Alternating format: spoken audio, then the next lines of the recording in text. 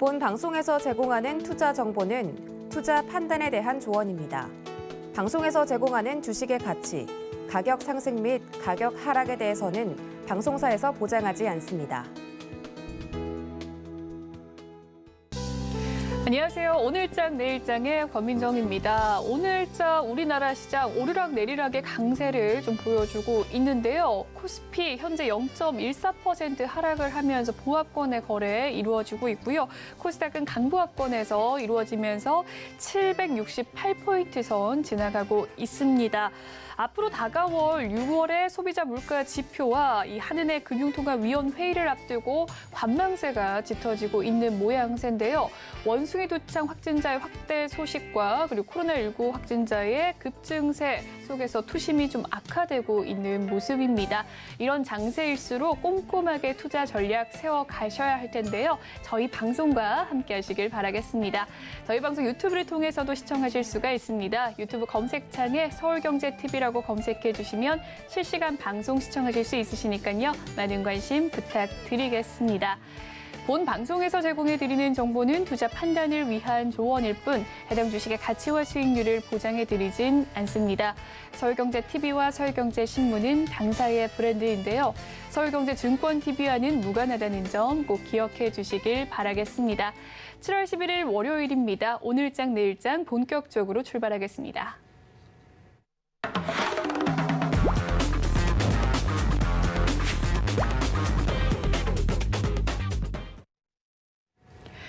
이 시각 보도본부 시간입니다. 오늘은 윤혜림 기자 나왔습니다. 어서 오세요. 안녕하세요.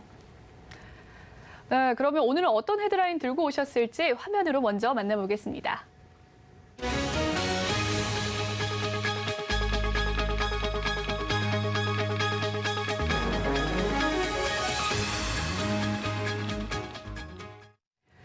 첫 번째 소식부터 넘어가 보겠습니다. 오늘 또 요즘 역대 무더위의 영향 속에서 이 전력 거래량이 역대 최고치를 기록했다고 합니다. 얼만큼 늘었는지 살펴보도록 할게요. 네, 요즘 많이 더우셨죠. 한국전력과 전력거래소에 따르면 올해 상반기 전력 거래량은 26만 9,432기가와트시로 지난해보다 3.9% 증가했습니다. 상반기 기준 역대 최대 규모의 전력 거래량이고요. 기존 기록은 4년 전인 2018년 상반기에 26만 2,555기가와트십니다. 상하반기 통틀어 반기 기준으로는 지난해 하반기와 2018년 하반기에 이어 역대 세 번째 수준입니다. 통상 전력 수요가 집중되는 7월에서 8월이 포함된 하반기가 전력 거래량이 상반기보다 큰 편인데요. 이처럼 올 상반기 전력 거래량이 기록적인 수준을 보인 것은 코로나19 확진자 수가 줄고 거리두기 해제가 완화되면서 산업 분야 등의 수요 회복으로 전기 사용량이 대폭 늘었기 때문입니다. 여기에 지난 5월에서 6월 이른 무더위가 찾아오며 전력 수요가 증가했던 것도 한 가지 요인으로 작용을 했습니다. 실제로 5월에서 6월 전력 거래량은 같은 월 기준 역대 최고치를 기록했습니다. 네, 이 전력 거래량뿐만 아니라 금액도 늘었다고 하는데요. 얼마나 늘었는지 수치 한번 확인해 보죠. 네, 전력 거래 금액이 거래량보다 더 큰 폭으로 늘어났습니다.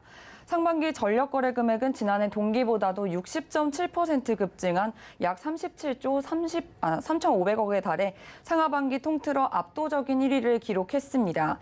반기 기준으로 30조 원을 넘은 것은 이번이 처음입니다. 국제 에너지 가격 급등 여파로 한전이 발전사에서 전력을 살 때 적용되는 전력 도매 가격이 크게 오른 것이 직접적인 영향을 미쳤습니다. 전력 도매 가격은 올해 4월 킬로와트 시당 202.11원을 기록해 사상 처음으로 200원 선을 돌파했습니다. 이는 한전 대규모 적자의 원인이 되기도 했습니다. 네, 이렇게 전력 거래량의 이 급증 소식 들어봤고요. 두 번째 소식 넘어가 보도록 하겠습니다. 올해 5월에 카드액 사용량이 늘었다는 이야기인데요. 아무래도 사회적 거리두기가 해제되면서 외부 활동이 활발해졌기 때문으로 보입니다. 내용 전해주시죠. 네, 올해 특히 법인카드가 많이 늘었는데 일단 전체 카드 사용액부터 살펴보면요. 여신금융협회에 따르면 지난 5월 전체 카드 승인액은 99조 3천억 원을 기록한 것으로 나타났습니다. 지난해 같은 달 81 32조 3천억 원보다 20.7% 늘어났는데요. 개인카드 승인액은 67조 9천억 원에서 14.2% 늘어났습니다. 다만 법인카드는 같은 기간 51%나 폭증하며 21조 8천억 원을 기록했습니다. 평균 카드 승인액도 늘었습니다. 지난 5월 전체 카드 평균 승인액은 43,648원으로 전월 대비 3.3% 증가했습니다. 지난해 같은 달보다는 6% 증가한 수치로 이 중 법인카드의 평균 승인액은 16만 4,543원을 기록하며 전월 대비는 22.3%, 지난해 같은 달보다는 32%가 급증했습니다. 지난 5월 전체 카드 승인 건수도 22억 8천만 건으로 13.9%가 급증했는데요. 5월 들어 본격적으로 사회적 거리 두기가 해제되면서 기업에서 미뤘던 회식과 거래처 모임이 재개됐기 때문입니다. 그동안 쓰지 못했던 영업비용들의 지출이 많아지면서 법인카드 사용이 폭증한 것으로 카드업계는 분석하고 있습니다. 네, 마지막 소식으로 넘어가 보도록 하겠습니다. 부동산 매수 심리가 얼어붙으면서 서울의 아파트 값이 약세를 보이고 있습니다. 특히나 이 강남구의 상징인 압구정 현대 아파트 매매가도 떨어졌다고 하는데요. 얼마나 하락했습니까? 네, 오늘 국토교통부 실거래가 공개 시스템에 따르면 강남구 압구정동에 있는 현대 아파트 7차 전용 면적 157.36제곱미터는 지난달 9일 중개 거래를 통해 55억 원의 매매 계약이 성사됐습니다. 이는 지난 5월 19일 현대 6차에서 팔린 같은 면적의 역대 최고 매매가 58억 원보다 3억 원 낮아진 가격입니다. 강남구를 상징하는 단지인 압구정 현대는 2020년 말부터 최근까지 가격이 고공행진을 해왔습니다. 2020년 말 당시 문재인 정부가 조합원 분양 자격 조건으로 2년 의무 거주 기간을 부여하는 규제를 내놓자 단지들이 조합 설립을 서두르면서 재건축 기대감이 커졌기 때문입니다. 그러나 최근 급격한 금리 인상에 따른 이자 부담과 함께 경기 침체 우려가 나날이 갈수록 심해지자 3주 만에 가격이 3억 원 하락한 사례가 나온 것으로 풀이됩니다. 네, 지역별로 요즘 부동산 시장 분위기는 어떻습니까? 네, 현대아파트가 있는 강남구뿐만 아니라 전국 곳곳에서 아파트 하락한 곳이 나오고 있는데요. 강남구 아파트 값은 4개월 만에 하락을 했습니다. 지난 7일 한국부동산원 조사에 따르면 4주째 보합이던 강남구 아파트 값은 0.01% 떨어졌습니다. 매물은 늘어나는데 금리 인상과 고물가, 경기 침체 우려 등으로 이제 매수세가 위축된 영향인데요. 또 올해 들어 지난달 마지막 주까지 수도권 아파트 값은 0.44% 하락했습니다. 이 중 경기, 인천, 서울 순으로 낙폭이 컸고요. 같은 기간 전국 아파트 값도 0.14% 떨어졌지만 지방 아파트 값은 0.14% 높아졌습니다. 구체적으로 전국 17개 시도 가운데 전북, 경남, 광주, 강원, 제주 등은 아파트 값이 오른 반면 세종, 대구, 대전 등의 아파트 값은 하락한 것으로 나타났습니다. 네, 전국 아파트값 소식의 이야기를 들어보고 이 시각 보도본부 여기서 마치도록 하겠습니다. 윤혜림 기자 잘 들었습니다. 감사합니다. 네, 이 시각 시황 브리핑 해드리는 시간이죠. 김혜영 캐스터가 준비하고 있습니다. 안녕하십니까. 캐스터 김혜연입니다. 오늘 우리 시장은 미 고용지표의 침체 완화와 또 긴축 강화에 대한 우려감이 공존하게 되면서 혼조세를 보이고 있습니다. 이제는 앞으로 13일에 발표될 6월 소비자 물가지수와 또 한은의 기준금리 인상 여부가 앞으로의 시장의 방향성을 정할 것으로 풀이가 되고 있습니다. 그럼 자세한 이 시각 지수 상황부터 살펴보도록 하겠습니다. 오늘 코스피 지수가 오전장에 강한 모습을 보였다 현재 오후장에서는 하락 전환을 한 모습입니다. 0.16%의 하락세가 보여지고 있고요. 오늘 코스피 시장에서는 통신 관련한 종목들 그리고 의약품 관련한 종목들이 강한 모습입니다. 이어서 코스닥 지수도 확인해 보시죠. 네, 코스닥 지수는 변동성이 큰 모습입니다. 등락을 반복하고 있는데요. 현재는 0.31%의 강세를 보이고 있습니다. 오늘 코스닥 시장에서는 코로나19의 이 재확산 우려를 앞두고 수혜주와 피해주들의 움직임이 확연히 다른 모습이 포착되고 있습니다. 이어서 수급도 확인해 보시죠. 네, 외국인과 기관의 양 매도가 4거래일 만에 들어오는 모습입니다. 외국인들이 장중에 매도 전환을 한 모습이고요. 현재는 487억 원 매도 우위가 보여지고 있습니다. 기관도 현재 1,657억 원 매도세 보여지고 있습니다. 이어서 코스닥의 수급도 확인해 보시죠. 네, 기관이 5거래일 만에 매도 전환을 했습니다. 매도폭을 확대해 나가고 있지는 않은 모습이지만 외국인들은 매도폭 계속해서 확대해 나가고 있죠. 현재 1,139억 원 매도세 보여지고 있습니다. 이어서 오늘장 상승하는 업종 테마 살펴보겠습니다. 리비안 관련주들이 장 초반부터 강한 모습 보여지고 있습니다. 이러한 주가 상승의 배경에는 리비안이 시장의 기대치를 상회하는 판매 기록을 발표하면서인데요. 리비안의 2분기 전기차 인도 대수가 1분기와 비교해서 4배 가까이 상승을 했다라고 하죠. 또 2분기 생산 대수 역시나 1분기 대비 72%나 증가를 보였는데요. 이 같은 발표에 전일 미증시에서 리비안의 주가는 장중에 13%가 넘는 급등세가 나타나기도 했습니다. 여기에 또 힘을 보태는 뉴스가 한 가지 더 나왔죠. 애플 최고 경영자 팀 쿡이 사교 모임에서 리비안의 전기차를 빌려 타는 모습이 포착이 되면서 굉장한 화제가 되고 있습니다. 현재 만도는 4%가 넘는 강세 보여지고 있고요. 에코캡도 9% 가까운 오름폭, 그리고 대원화성은 현재 26%가 넘는 급등 보여지고 있습니다. 네, 이어서 하락하는 업종 테마 살펴보겠습니다. 네, 여행주가 하락세를 보이고 있습니다. 최근에 코로나19 확진자 수가 다시금 일주일에 2배씩 증가하는 더블링이 나타나고 있는데요. 45일 만에 다시 2만 명대로 진입을 했다라고 합니다. 여름 휴가철을 앞두고 다시금 재유행의 조짐이 나타나고 있다라고 하는데요. 정부는 이에 오미크론의 변이 바이러스 확산과 또 에어컨의 사용 증가, 면역 정하 등을 확산 이유로 꼽고 있습니다.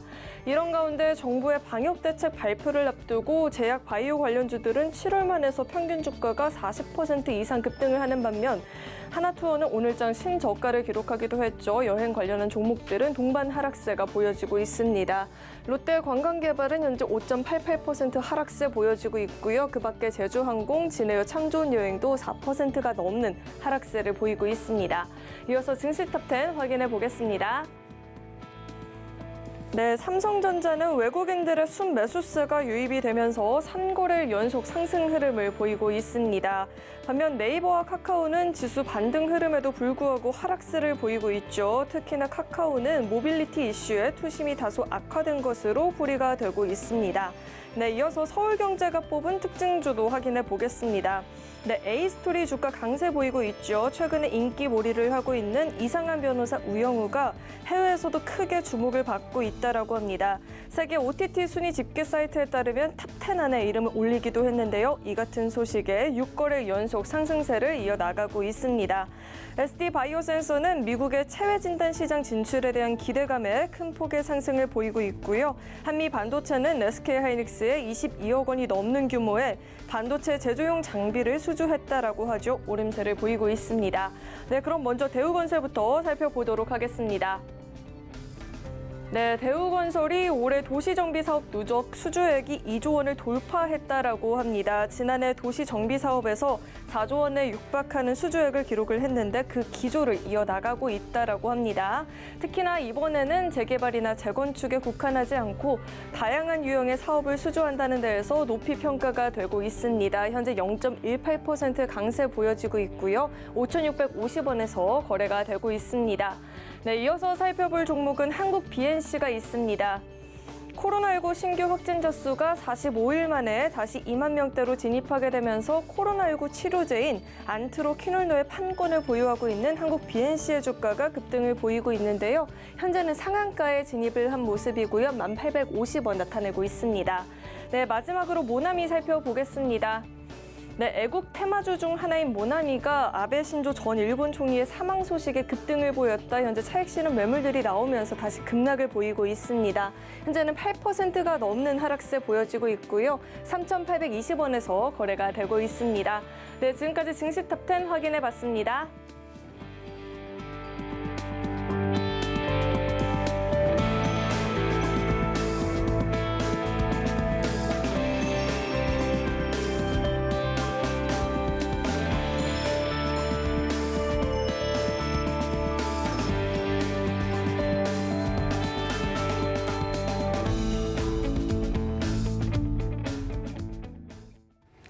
이 시각 외국인과 기관의 수급 상황 살펴보는 수급 포착 시간으로 넘어가 보도록 하겠습니다. 오늘은 메리츠증권 강남금융센터 정영훈 과장 연결되어 있습니다. 과장님 안녕하세요. 네, 안녕하세요. 네, 수급 상황 보고 왔습니다. 종목별 흐름은 어떻습니까? 네, 우선 오늘 대표적으로 외국인들이 가장 많이 순매수세를 하고 있는 삼성전자를 좀 보도록 하겠는데요. 삼성전자 같은 경우에 지난 2분기 잠정 실적 발표 이후에 오늘까지 외국인 투자자들이 3거래일 연속해서 순매수세가 유입이 되면서 상승세를 지금 기록을 하고 있습니다. 삼성전자의 상승과 함께 이제 시장을 어느 정도 좀 방어하는 모습이 좀 나타나고 있는데요. 지난 2분기 실적이 시장의 예상치를 하회했음에도 불구하고 지금 외국인 투자자들의 순매수세가 유입되고 있는 것은 아무래도 지금 반도체 업황 악화에 대한 그런 우려감보다는 이미 주가가 지금 고점 대비해서 약 한 40% 가까이 하락해 있는 상황이기 때문에 이러한 좀 악재에 대한 요인이 주가에 선반영됐다는 측면에서 좀 저가 매수세가 유입되고 있는 것으로 그렇게 좀 보여주고 있습니다. 그리고 오늘 또 외국인 투자자들, 외국인 기관의 동반 순매수세가 유입되고 있는 종목 기아가 좀 꼽을 수가 있겠는데요. 기아 같은 경우에 2분기 호실적 전망이 나오면서 외국인과 기관의 동반 순매수세가 유입이 되면서 강세 흐름을 띠고 있다는 점이 특징적이다라고 볼 수가 있겠습니다. 그리고 마지막으로 오늘 제약바이오 섹터가 시장 대비해 상대적으로 좀 강한 흐름이 좀 모습이 나오고 있는데요. 아무래도 코로나 재확산에 대한 우려감도 있습니다만 지금 그 하반기 실적 개선에 대한 전망이 나오면서 삼성 바이오로직스를 비롯한 셀트리온 제약이라든지 제약 바이오 섹터가 오늘 좀 강세 흐름을 보이고 있는 것이 특징적인 부분이다라고 볼 수가 있겠습니다. 네, 오늘의 이 시각 특징주 대형주 위주의 좀 수급이 들어오는 모습 보고 있는데요. 그렇다면 과장님께서 포착한 특징주는 무엇인가요? 네, 이 중에서 오늘 외국인과 기관의 동반 순매수세가 유입이 되면서 좀 강세 흐름을 띠는 기아를 주목을 하고 있습니다. 기아 같은 경우에 우선 이번 2분기 실적이 시장 기대치를 상회할 것으로 좀 전망이 되고 있는데요. 2분기 환율 효과와 더불어서 지금 믹스 개선에 힘입어서 사상 최대 실적이 지금 전망이 되고 있는 상황입니다. 지난 1분기에 이어서 2분기에도 이익 모멘텀이 계속해서 이어질 것으로 기대가 되고 있는 상황인데요. 여기에 또 최근에는 지금 지난달부터 이제 반도체 공급 차질 문제가 좀 해소가 되고 있다는 점에서 하반기에 지금 글로벌 판매 개선에 대한 기대감도 높아진 상황이다라고 볼 수가 있겠습니다. 즉 하반기에 이제 반도체 수급 차질 해소로 인해서 이제 본격적으로 판매량 확대가 좀 기대가 되고 있는 상황이다. 라고 볼 수가 있겠고요. 현재 주가 수준이 PER 약 한 5배 정도 수준에 불과한 상황이기 때문에 이러한 실적 모멘텀 대비해서 밸류에이션이 좀 저평가되어 있다는 점에서 당분간 이러한 외국인과 기관의 수급이 지속적으로 좀 유입이 될 수 있다는 점을 좀 주목을 해봐야 되지 않을까 그렇게 보고 있습니다. 네, 오늘 과장님의 특징주는 기아로 하반기 글로벌 판매 개선 기대감으로 꼽아주셨습니다. 여기까지 메리츠증권 강남금융센터 정영훈 과장과 이야기 나눠봤습니다. 말씀 잘 들었습니다. 네, 고맙습니다. 네, 오늘 시장을 주도하는 업종과 이슈에 대해서 심층 분석해보는 마켓 로드맵 시간으로 넘어가 보도록 하겠습니다. 바로자산운용의 윤정식 이사님 연결되어 있습니다. 인사 나눠보도록 할게요. 안녕하세요, 이사님. 네, 안녕하세요. 네, 오늘자 이 애플과 리비안의 전기차 동맹 기대감에 관련주 상승세 보여주고 있습니다. 주요 외신을 통해서 이 애플의 최고 경영자인 팀 쿡이 이 리비안의 전기 픽업 트럭을 타는 모습이 포착된 것이 또 시장의 반향을 이끌었는데요. 먼저 양사의 협력 가능성이 가시적으로 나온 상황인지 또 이 애플카 프로젝트의 진행 내용부터 살펴봐 주시죠. 네, 좀 전에 말씀 주셨던 대로 팀 쿡이 이 리비안의 픽업 트럭 R1T를 빌려 타는 이 모습으로 등장을 했습니다.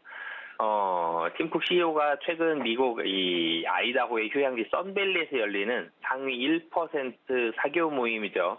앨런 앤 코의 선밸리 컨퍼런스에 참석하고 있는 동안 이 리비안의 픽업 트럭을 탔는데요. 물론 그냥 사진 않았겠죠. 전기차 많죠. 그리고 애플에서 팀 쿡이 만약에 자기가 이 첨단 산업에 대한 아니면 시대를 좀 앞서 나가는 이런 모습을 보여주고 싶었다 그러면 리비안의 픽업 트럭이 아니어도 탈 게 많은데 괜히 타진 않았을 것 같습니다. 근데 하지만 이 애플과 리비안 얼마나 가시적이 됐느냐 이런 부분들을 본다라면 아직까지는 아직까지는 가시적인 부분은 나온 게 아니라 좀 기대감만 있다라고 보시면 되겠습니다. 애플의 이 팀쿡이 좀 전에도 말씀드렸지만 괜히 타진 않았을 것 같습니다. 만약에 탄다 그랬으면 테슬라라든지 아니면 다른 회사의 전기차들도 많죠. 꼭 픽업 트럭이 아니더라도 전기 수용차도 있고요. SUV도 있습니다. 뭐 탈 수 있는 건 많은데 이 중에서 리비안의 이 픽업 트럭을 탈 이유가 물론 다른 이유가 없었을 수도 있겠지만 아직까지는 또 이 가시화된 그런 부분들은 좀 아니고요. 근데 애플 쪽을 좀 살펴본다라면 애플은 2015년도부터 자체 전기차를 개발하고 있습니다.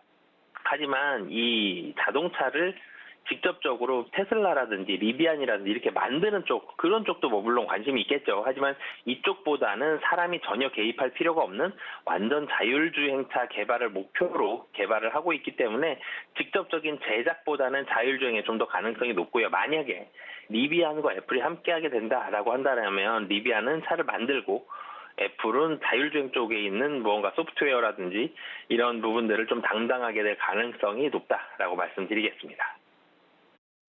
네, 이 애플과 또 리비안 자동차의 협력 기대감 속에서 오늘자 대원화성이 상한가 기록하고 있는 모습인데요. 그 밖에 관련주들 어떤 것이 있는지 또 궁금하고요. 주요 협력 내용과 함께 최근에 좀 주가 흐름도 알려주시죠. 네, 최근에는 이 애플과 관련주보다는 이 리비안 관련주가 좀 더 주목을 받았죠. 리비안 관련주들, 리비안이 실적이 좋게 나왔었고요. 그러면서 전기차에 대해서 좀 걱정했던 부분들이 많이 해소가 됐고요. 테슬라도 괜찮은 모습들이 나오면서 전체적으로는 이 2차 전지, 배터리 관련한 종목들이 대체적으로 좋은 모습을 보여줬습니다. LG 에너지 솔루션과 삼성 SDI로 대표되는 이런 종목들이 좋은 모습을 보여줬는데 이 리비안의 2분기 호실적 기대감으로 인해서 관심을 좀 가지게 됐고요. 대원화성 같은 경우는 이 자동차 시트용 고급 소재 합성 피혁을 공급을 하고 있습니다. 이 한마디로 가죽 만드는 회사죠. 근데 여기에서 차량 시트에 들어가는 그 중에서도 이제 리비안 시트에 들어가는 이 시트용 고급 소재 합성 피혁을 공급하고 있기 때문에 이번에 관심을 좀 많이 가졌고요. 에코캡 같은 경우는 이 와이어링 하네스입니다. 이 자동차 안에 전장 부품이죠. 전장 산업이죠. 이 한마디로 전선을 연결해주는 이런 이 자동차 혈관을 깔아주는 이런 와이어링 하네스를 이 리비안에 공급을 하고 있기 때문에 대원화성과 에코캡이 오늘 같은 경우 시장에 관심을 받는 그런 모습을 보여주고 있습니다. 네, 오늘자 이 리비안 관련주로 각광을 받고 있는 종목 두 종목 알려주셨는데요. 대원화성과 에코캡에 대한 이야기 들어봤습니다. 네, 다만 지난해 2월이죠. 이 애플과 관련주로 묶이던 현대차가 이 협력 무산 소식 속에서 주가가 좀 크게 내려앉은 바가 있습니다. 관련주 투자 전략 어떻게 세워야 할지 탑픽 종목과 함께 전해주시죠. 네, 우선 한번 받았던 테마입니다. 애플과 관련한 종목들, 그 당시에 LG 이노텍이라든지 현대차, 기아차, 이 종목들이 기대감을 가지면서 대형주임에도 불구하고 장중에 4%, 5% 그 이상도 올라가는 그런 모습들을 많이 보여줬는데요. 애플과 관련주 단기적으로는 이전처럼 이번에도 분위기를 받을 수 있겠지만 이전에 받았던 분위기보다는 조금은 덜 올 상승할 가능성이 있죠. 두 번째이기 때문에. 그리고 이제는 테마주가 아니라 실적으로 좀 평가받고 싶어하는 그런 모습들이 있습니다. 실적 여부에 따라서 추가 상승 여부는 가늠을 할 수 있는 그런 모습이 있겠고요. 기대감만 가지고 있으면 이제는 안 된다라고 보시면 되겠습니다. 한번 애플카 주식이 상승을 했었기 때문에 두 번째는 기대감은 조금 떨어지고요. 확인하고 싶은 마음이 좀 더 커지는 그런 모습들이 있다라고 보시면 되겠고요. 그렇기 때문에 애플카 관련해서는 현대차와 기아도 현대차 그룹도 상당히 구체적으로 협상을 했었죠. 그 당시에. 그런데 이제는 좀 더 가시화, 좀 더 구체화가 필요합니다. 그렇기 때문에 가시화가 될 때까지, 구체적인 모습이 될 때까지 애플과 관련한 종목들은 우선은 단기적으로 이렇게 하루 이틀 정도 급상승은 할 수가 있습니다. 그런데 좀 길게 보거나 그런 부분들은 좀 보수적으로 봐야 된다. 실적이 나올 때까지는 좀 보수적으로 봐야 된다라고 말씀을 드리겠고요. 참고로 현대차와 기아를 말씀드린다면 오늘 상승을 하고 있죠. 애플과 관련한 기대감이라기보다는 2분기 실적에 대한 기대감입니다.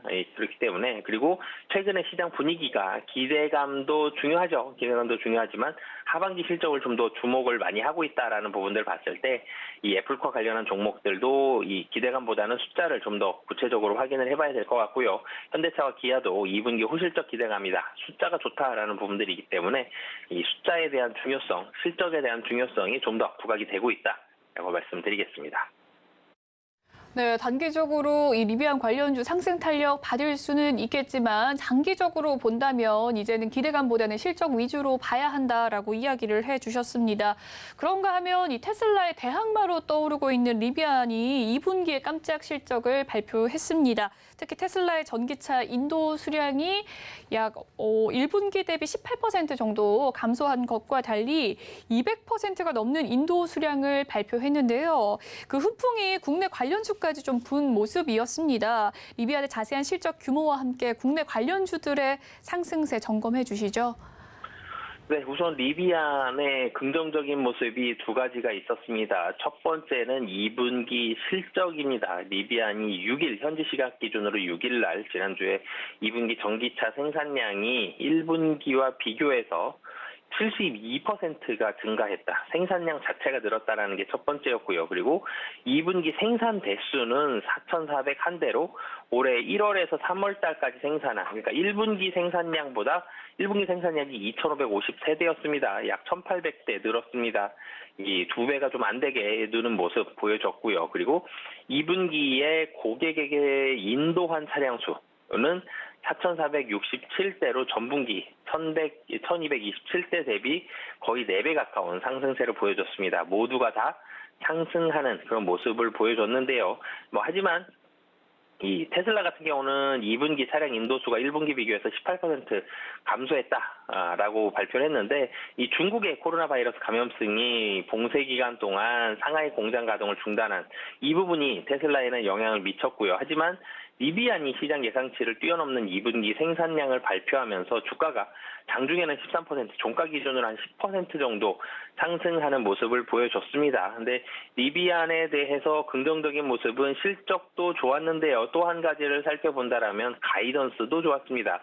2분기 잘 팔렸는데 3분기, 4분기 가이던스 줄지 않고 그대로 유지하겠다라는 발표를 했는데요. 전기차에 대한 판매 여부는 상당히 자신 있다라는 부분을 리비안이 표명을 했고요.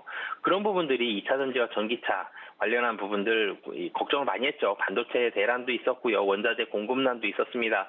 그런데 이런 부분들에 있어서의 우려감들을 많이 씻어주는 그런 모습이 있었고요. 그리고 이 즈음에 사실 삼성 SDI와 LG 에너지 솔루션을 중심으로 한 국내 2차 전지 대형주도 외국인의 수급이 개선이 됐습니다. 거의 리비안의 실적 발표 시기와 유사하게 일치하는 이런 모습들을 보여주고 있는데요. 그러면서 2차 전지 관련한 종목들도 리비안의 이 깜짝 실적과 좋은 가이던스 유지와 함께 분위기를 상당히 좋게 만드는 모습들이 국내 시장에서도 나타났고요.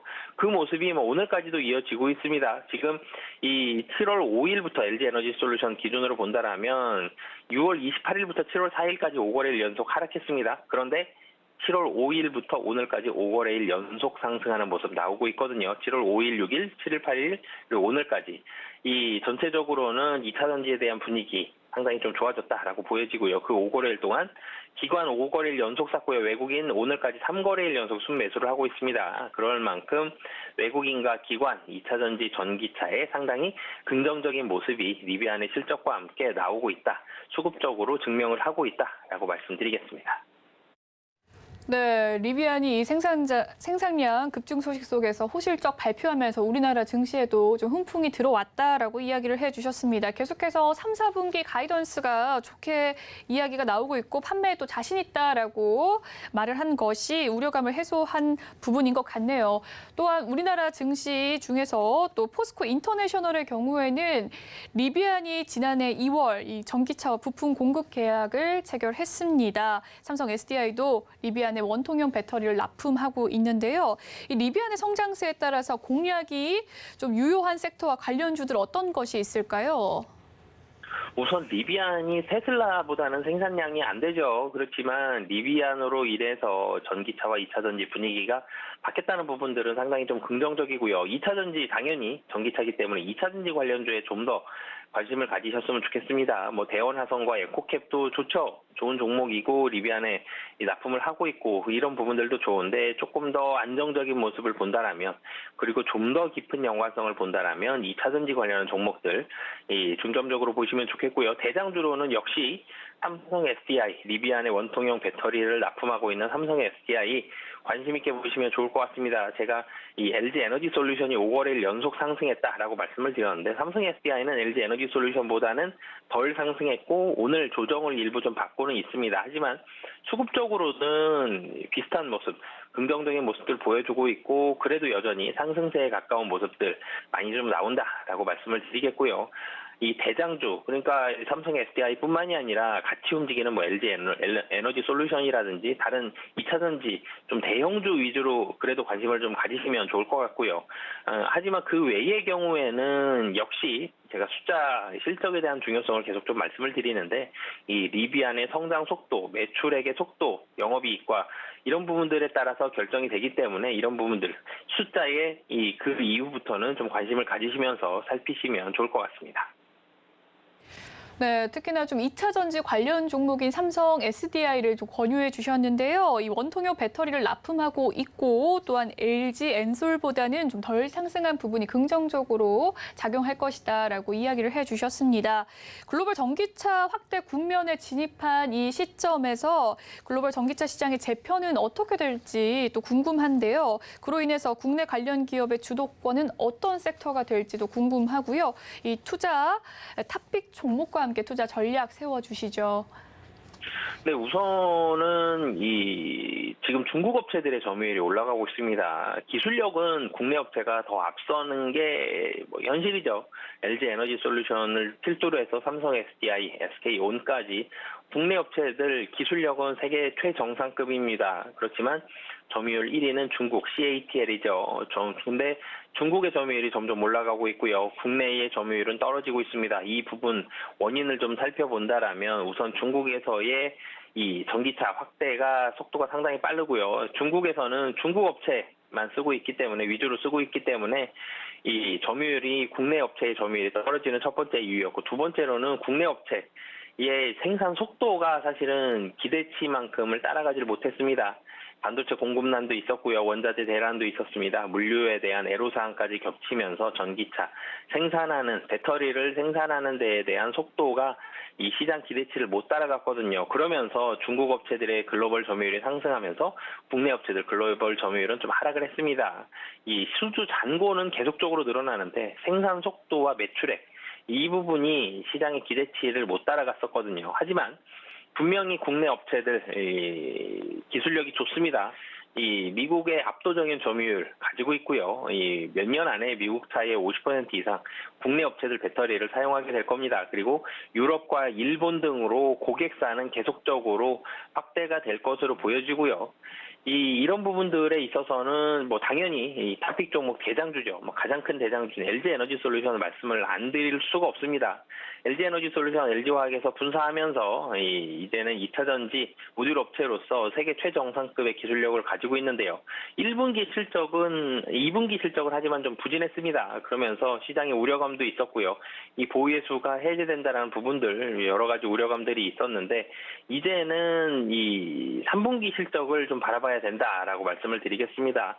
2분기는 좀 부진했는데요. 좀 전에도 말씀드렸죠. 원자재 대란도 있었고 반도체 공급난도 있었는데 3분기부터는 해소되는 부분이 확실히 보여지고 있고 리비안의 실적에서도 전기차 이제는 생산이 빨라지고 있다는 부분들을 봤기 때문에 미국 시장을 중심으로 한 실적 개선 그로 인한 LG 에너지 솔루션의 호실적이 기대가 된다라고 보시면 되겠고요. 그리고 고객사도 계속적으로 빠른 속도로 올라가고 있습니다.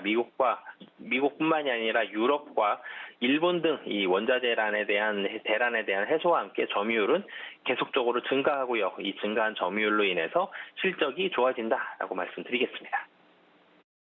네, 지금까지 바로자산운용의 윤정식 이사님과 애플가와 리비안 관련주에 대한 인사이트 들어봤습니다. 말씀 잘 들었습니다. 네, 감사합니다.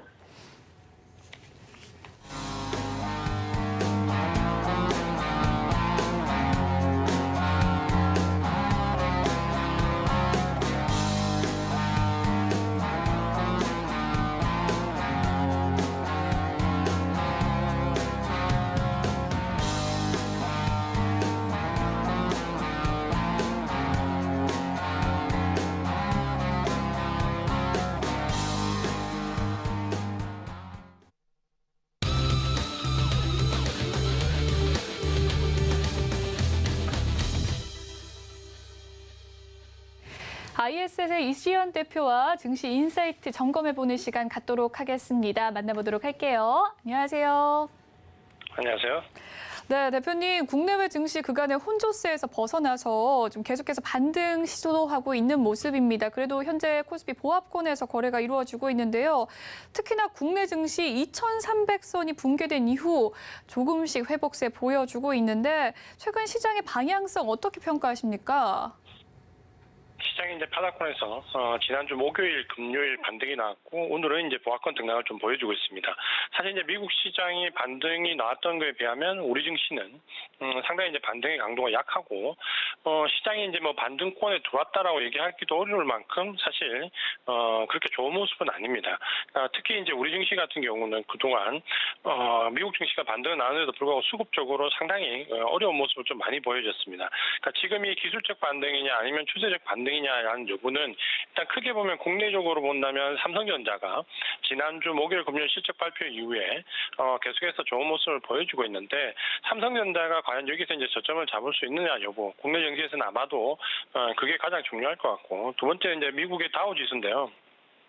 미국 증시가 지난 1월 달 계속해서 급락을 이어오던 가운데 보면 반등 이후에 추세적으로 직전 고점을 넘어가지 못하고 계속해서 꺾이는 모습을 보여줬습니다. 그러니까 이번에도 만약에 직전 고점을 넘어가지 못하고 꺾이냐 여부가 이번 주에 아마 판별이 될 것 같은데 또 이제 그런 현상의 반복이냐 아니면 이번에 직전 고점을 좀 넘어서면서 추세적으로 기술적으로 본다면 뭐 이중바닥을 형성할 수 있냐 아마 그 분기점이 이번 주가 좀 될 것 같습니다.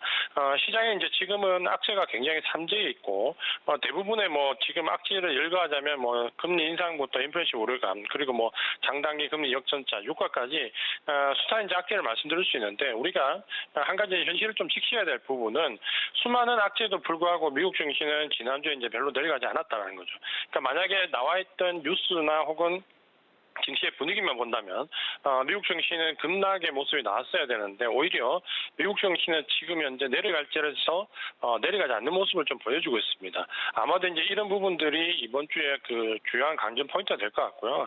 한 가지 이제 우리가 좀 본다면 이런 시장이 큰 분기점에서 대응을 할 때는 사실 그 예측하는 것은 오히려 도움이 되지 않습니다. 그러니까 여기서 뭐 올라갈 것이냐 혹은 내려갈 것이냐라는 부분을 미리 이제 마음속에 확정해 놓는 것보다는 실제적으로 미국 증시나 우리 증시가 어떻게 흘러가는지 보고 대응하는 부분이 중요한데 여기서 기술적 반등과 추세적 그 상승에 대한 논란은 오히려 종목별로 대응하시는 게 좀 좋을 것 같고 특히 이제 외국인 수급이 지난주 삼성전자 그 매수 이후에 바뀌는 부분이 이번 주에도 계속해서 이어지는가 여부를 보고 판단하는 게 좋을 것 같습니다. 결국 미국 증시와 우리 증시에서의 외국인 수급 아마 이 두 가지가 삼성전자와 맞물리면서 시장의 반등과 대반락을 결정지을 가능성이 높다 이렇게 말씀을 드리겠습니다. 네, 시장의 방향성을 좀 예견하는 것보단 이번 주까지 계속해서 미국 증시와 함께 보면서 관망의 대응 자세 유지하는 것이 좋다라고 이야기를 해주셨습니다.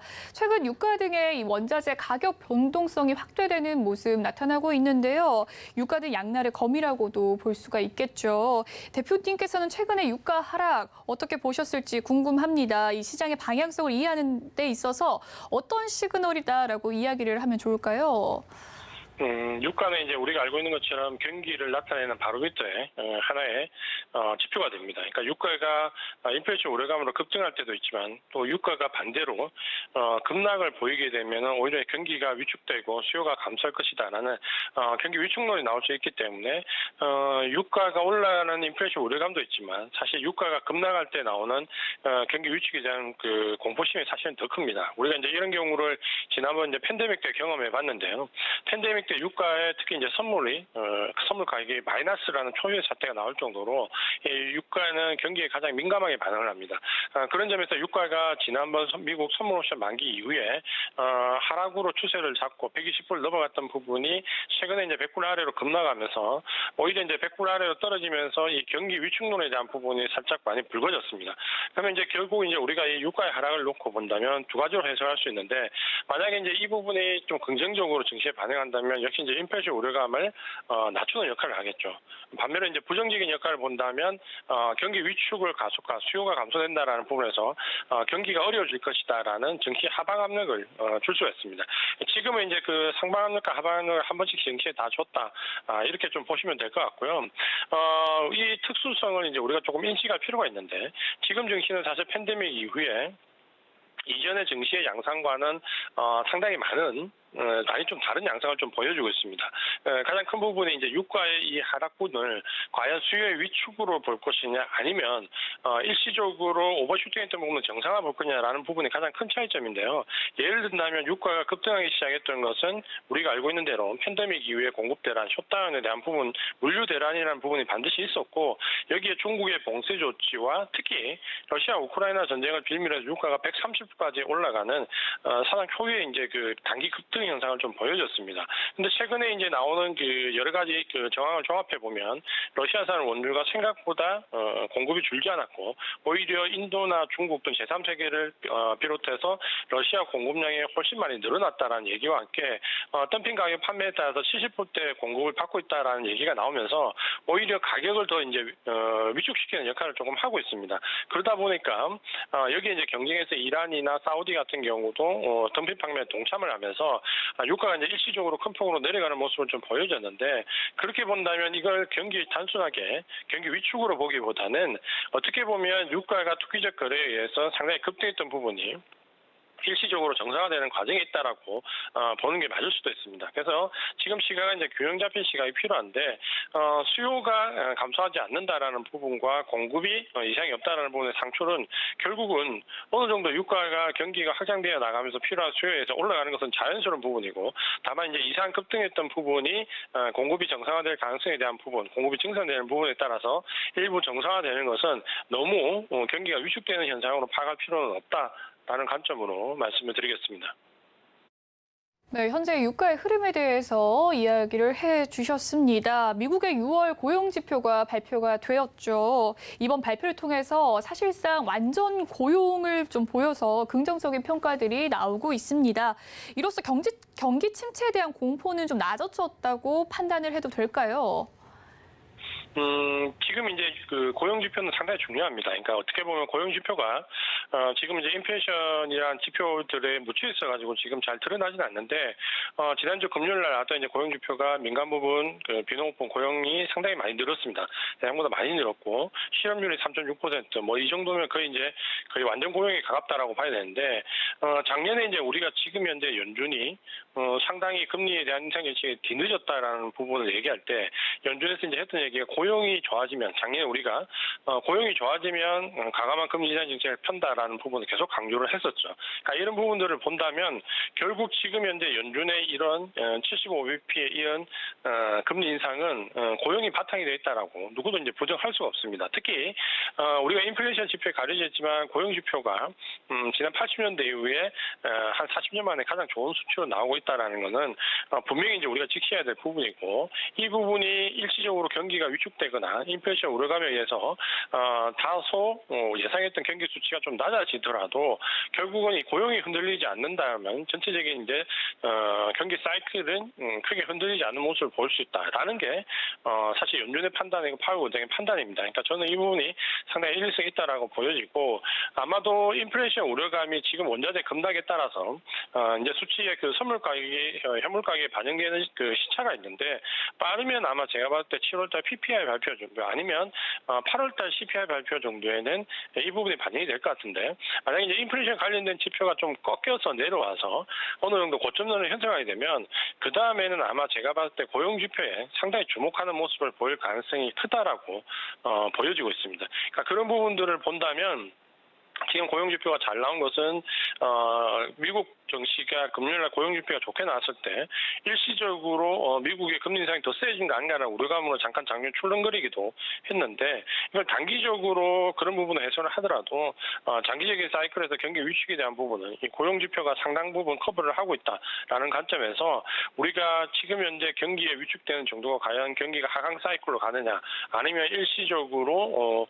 예상했던 것보다는 살짝 조정을 정느냐라고 본다면 아직까지는 고용 지표를 볼 때 경기가 하강으로 전환됐다라고 섣불리 예상하기 어렵고 이 고용 지표가 계속해서 이제 잘 나오고 인플레이션 우려감이 좀 줄어드는 모습이 보이면 생각했던 것보다 의외로 경기 사이클이 좀 강해질 수 있고 증시도 급반등할 수 있는 8월, 9월이 좀 될 수 있다.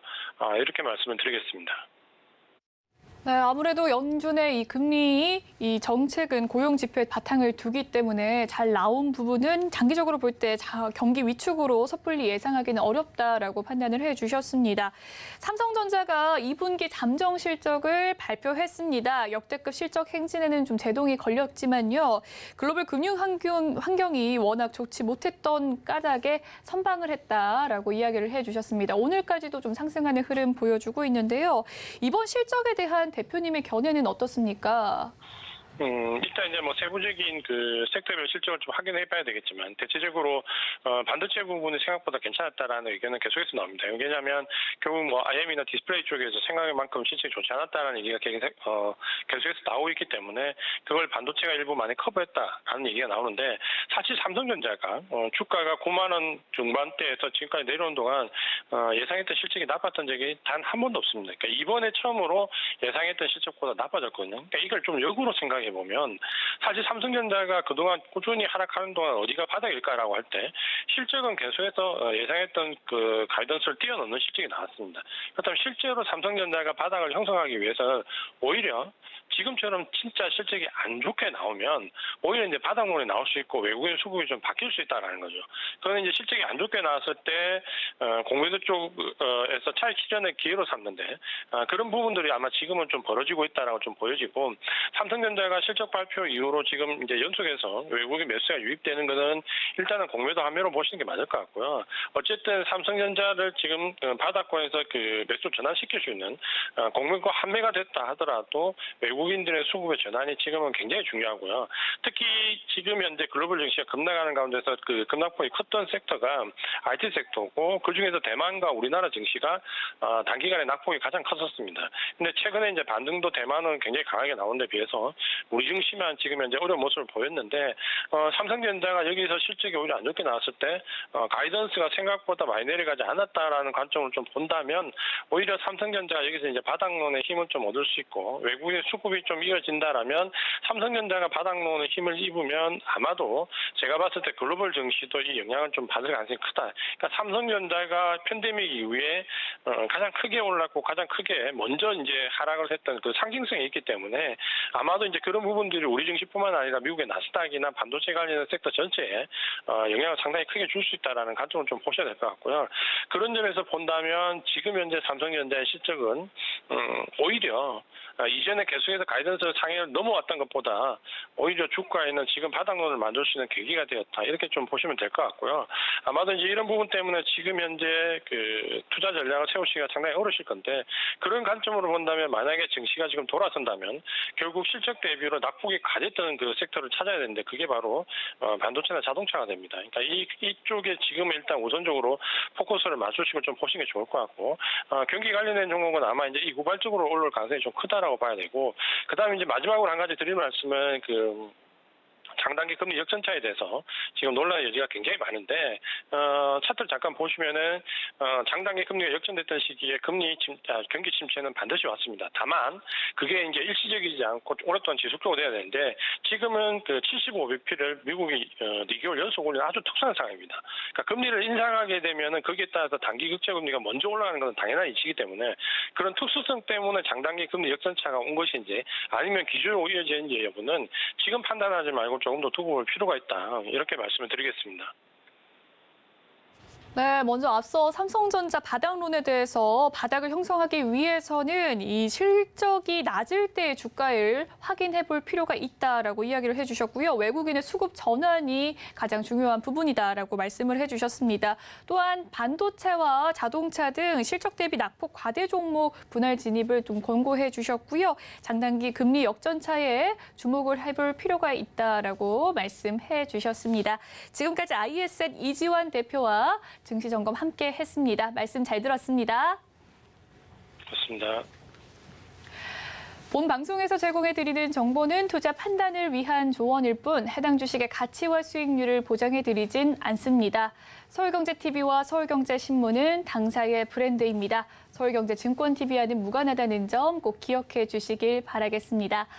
오늘 준비한 소식은 여기까지입니다. 저는 내일 생방송으로 다시금 찾아뵙도록 하겠고요. 잠시 후 마감 임박 60분의 승부도 많은 시청 부탁드리겠습니다. 시청해주신 여러분 고맙습니다.